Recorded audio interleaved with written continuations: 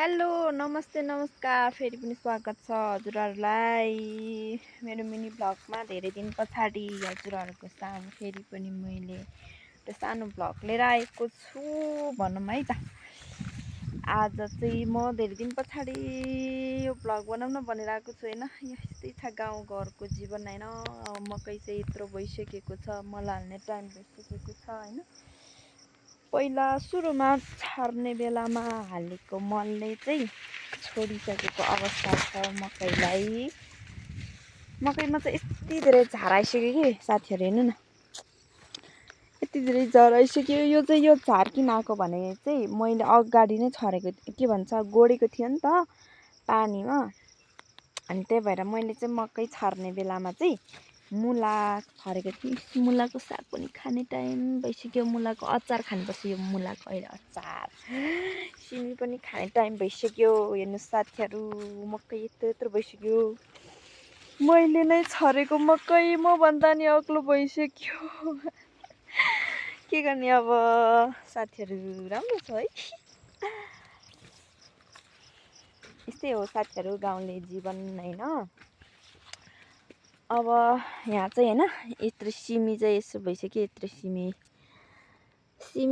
पहिला हामी के भन्छ सानो हुँदाखेरि चाहिँ सिमी यसरी के चिचिलामै खान्थ्यो कि। त्यस पछाडि मम्मीले गाली गर्नुहुन्थ्यो, कस्तो मिठो हुन्छ क्या सिमी।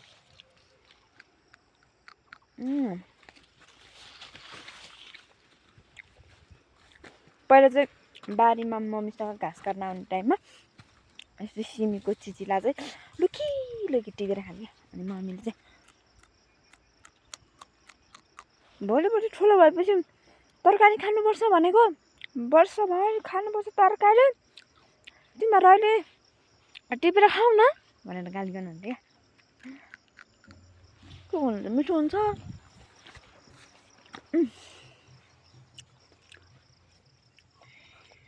अब मिठो भएपछि त अब के गर्नु, छोड्नै मन लाग्दैन, खाइराख्नु मन लाग्छ। यो चाहिँ अलिक छिप्पिसकेको छ।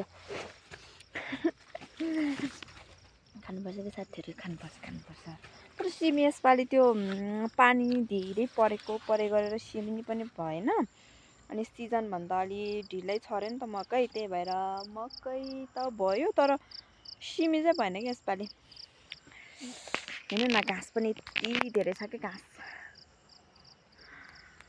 यो कान्लाको घाँस काटेर भैँसीलाई दिनुपर्छ।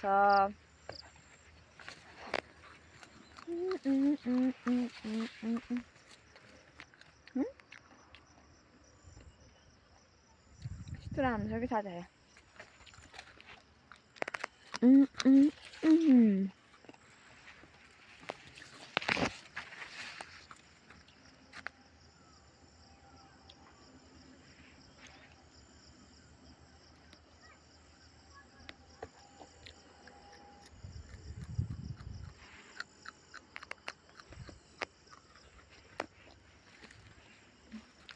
होइन साथीहरू, मिर्गा आउँछ कि फेरि।